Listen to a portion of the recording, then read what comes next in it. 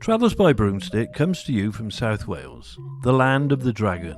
Oh, and sheep. We got lots of sheep. Welcome to all you good people out there in podcast land. So, let's get the broomstick out the garage, and off we go.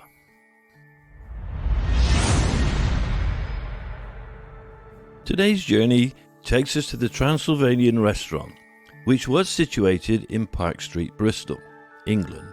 The Transylvanian Restaurant opened in January 2018, managed by Alan Sherban. It served authentic Romanian cuisine, with all the produce being locally sourced and supplied fresh to the restaurant every day.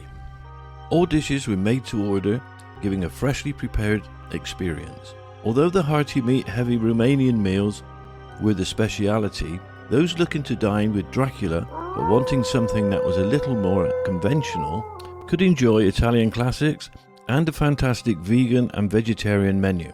The most popular dish on the menu was called Dracula's Favourite, which was a dish that featured a great combination of cooked lean pork with smoked sausage, accompanied with cheesy polenta, topped with a happy little fried egg and gherkins. Inspired by Dracula himself, this really was to die for. This was especially delicious when paired with the legend of Dracula Pinot Noir, a Romanian red wine with intense notes of red berries and dark chocolate, medium-bodied with hints of vanilla on the palate. As soon as you stepped through the door, you were greeted by Dracula himself. You would then walk up the stairway, passing flickering candles in the tall wrought iron sconce candelabras and dangling bats above your head. As you climbed the stairs, you passed a framed photo of Dracula's castle in Transylvania. Once you reached the top and walked into the restaurant itself, you step into Dracula's lair. Blood-red curtains, black tablecloths, flickering candles in beautiful candelabras, gorgeously Gothic photographs of pale-skinned women with blood-red lips and pointy fangs. I think I married one of them. Looking up, bats are spinning above your head. Spooky mannequins of Dracula's friends can be seen. This all added to the atmosphere that made the Transylvanian Restaurant so unique. The first time that we visited the Transylvania Restaurant was on the 23rd of October 2018. We didn't quite know what to expect, but we were very pleasantly surprised. The decor was gorgeously Gothic, and Dracula had most certainly had me under his hypnotic thrall.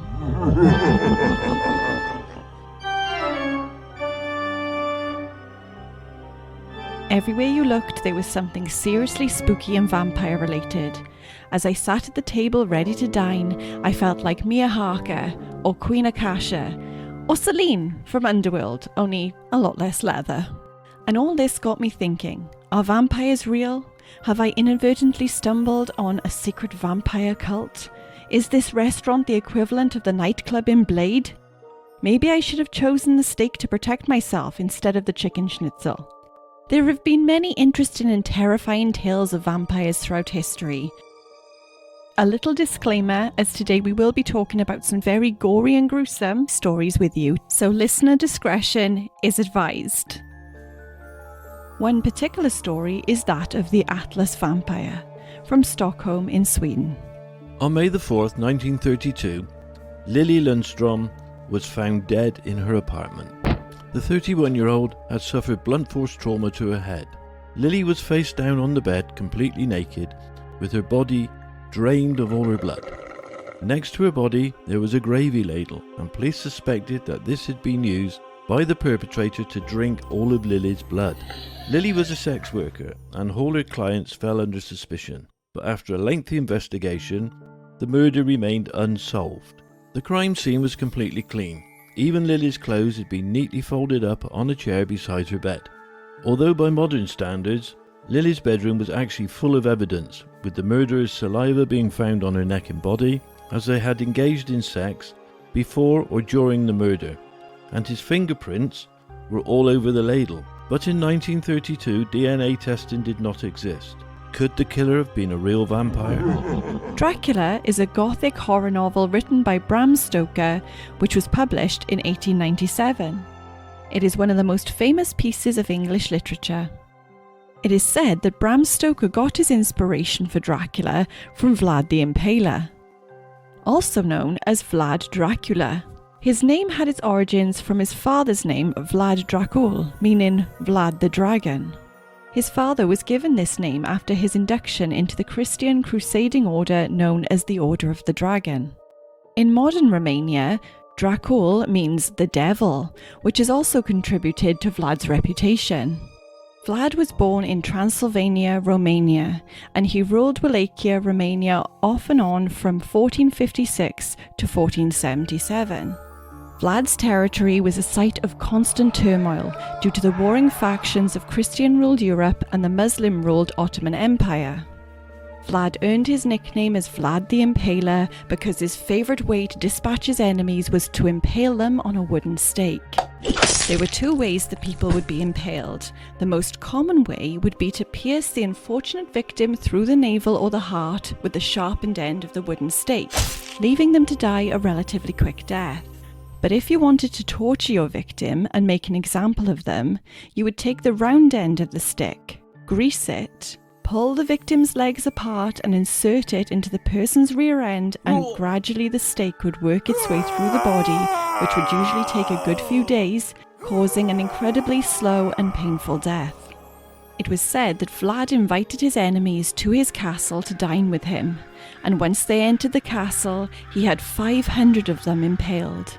During his campaign against the Ottoman invaders in 1462, Vlad reportedly had as many as 20,000 victims impaled on the banks of the River Danube. Vlad's appetite for violence often surpassed the bloodlust of his enemies. Sultan Mehmed II was quoted to say, "How can we despoil of his estates a man who is not afraid to defend it by such means as these?"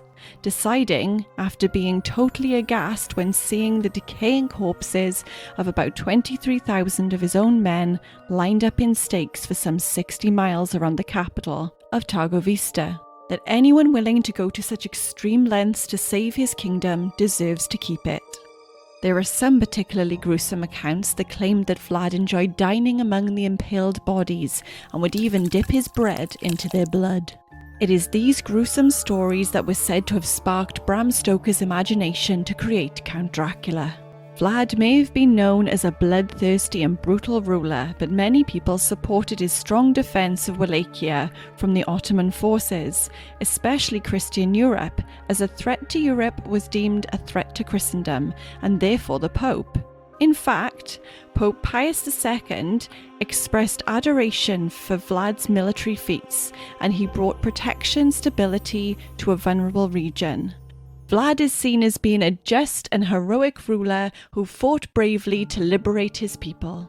The Mercy Brown incident occurred in Rhode Island in the United States of America in 1892. Several members of George and Mary Brown's family suffered a sequence of tuberculosis infections. At that time, tuberculosis, or consumption as it was called then, was a much feared deadly disease. The mother of the family, Mary Elizabeth, was the first to die of this disease, followed in 1884 by their eldest daughter, Mary Olive. In 1891, their daughter Mercy and their son Edwin also contracted tuberculosis. Mercy died in January 1892, aged 19. Friends and neighbours of the family believe that one of the deceased members of the Brown family was a vampire and had caused the illness in the family. George Brown, the father, was persuaded to give permission to exhume his dead family members. On March 17, 1892, villagers, the local doctor, and a newspaper reporter exhumed the bodies. Mary Eliza and Mary Olive exhibited the expected level of decomposition, but Mercy exhibited almost no decomposition, and her corpse still had blood in her heart.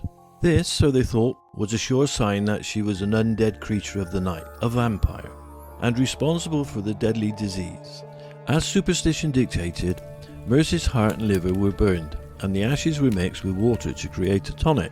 This was administered to the sick son Edwin to drink, in an effort to cure his illness and stop the influence of his undead sister. Sadly, Edwin succumbed to the disease only 2 months later. This case is one of the best documented of all exhumations of corpses in order to perform rituals to banish the undead manifestation. This incident was part of the New England vampire panic, which was a reaction to the outbreak of tuberculosis. Many bodies were exhumed and the internal organs ritually burned as a way to stop the vampire from attacking the local population. Vampire superstition thrived in the Dark Ages, especially as there was no modern doctors or medicines, so their understanding of certain illnesses were often blamed on vampires or witches. As the plague decimated entire towns, the disease often left behind bleeding mouth lesions on its victims, which to the uneducated was a sure sign of vampirism. A disease called porphyria, a disorder of the blood, also causes vampire-like symptoms. These include an extreme sensitivity to sunlight and the illusion of fangs as the gums recede, exposing the teeth that are often stained reddish-brown. Some physicians even recommended that patients drink blood to compensate for the defect in their own red blood cells. The sufferers would also have a severe aversion to garlic, as the sulfur content of the garlic could lead to an attack of porphyria. When a suspected vampire died, their bodies were often disinterred to search for signs of vampirism. As in the case of Mercy Brown, burning of the vital organs or of an entire corpse was the way to stop the vampire from rising. Other methods included decapitation, a stake through the heart, or a stone placed between the jaws. The Blood Countess vampire Elizabeth Bathory was born around 1560. She had a lavish lifestyle, was well educated, and was very wealthy. But she suffered from seizures that were most probably caused by epilepsy. The treatments that she received for this condition included rubbing the blood of someone who did not have epilepsy on her lips, and making a tonic from a mixture of blood and the skull of a deceased person that did not have epilepsy, and then drinking it. At the age of 13, Elizabeth allegedly gave birth to a child that was fathered by a peasant boy, but Elizabeth had an arranged marriage and she was betrothed to 18-year-old Count Ferenc Nadasdy. So the child was given away to a local woman and taken to Wallachia, where the woman was paid off to keep this a secret. In May 1575, Elizabeth married the Count, who gave her his castle as a wedding gift. There the Count would teach his wife ways to torture people, and even set her up with her very own torture chamber. For his wife's pleasure, he had a girl restrained, lathered in honey, and ravaged by insects. The Count also gifted his wife with gloves spiked with claws so she could thrash her servants when they made mistakes. The Count was an ambitious soldier and was often away from the castle, and Elizabeth was known to have many lovers, but while the Count was away, Elizabeth was said to enjoy torturing and killing young girls aged between 10 and 14 years old. At first, they were servants at her castles, and the daughters of local peasants, but between 1602 and 1604, rumours spread throughout the kingdom that Elizabeth began killing the daughters of the lesser gentry, who were sent to Elizabeth by their parents to learn etiquette. It is said that Elizabeth believed that drinking the blood of these young virgin girls would preserve her youthfulness and good looks. Elizabeth was said to have tortured her victims by sticking needles into her victims' lips and other body parts, as well as sticking needles under their fingernails. She would stab them with scissors, and she would even bite off the flesh from their breasts, face, and limbs. Elizabeth would then bathe in the blood of her victims.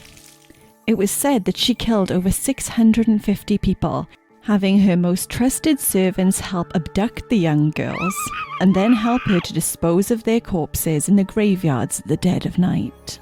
Elizabeth and the Count had 4 children together and were together for 29 years until his death on January the 4th, 1604. In 1610, an investigation took place to look into the suspicious deaths and disappearances in the local area.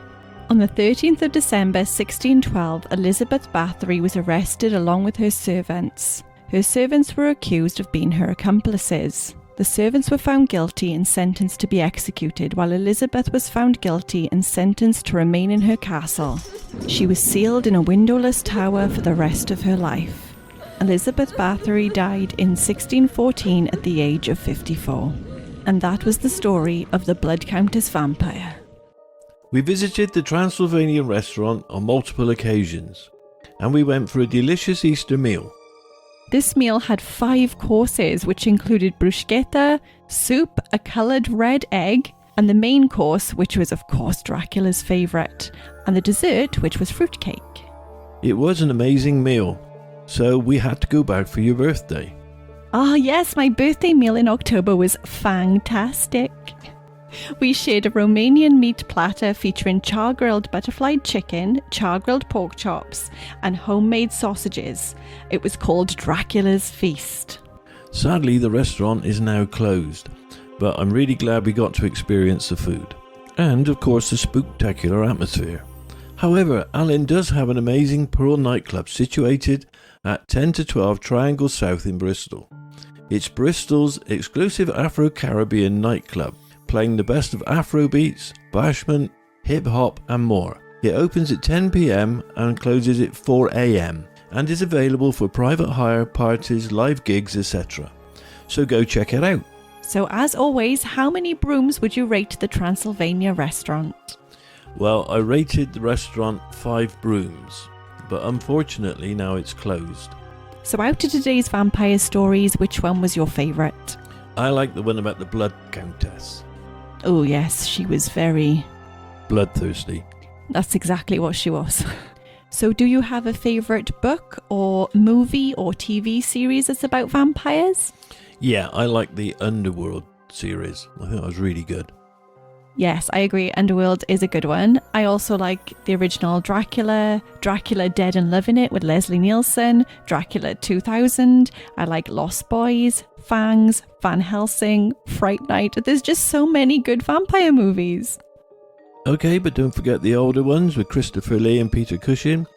The Hammer Horror, they were really good as well. They were classics, absolutely iconic. In fact, we actually need to go to Whitby to see more of Bram Stoker. So my last question is, do you believe in vampires?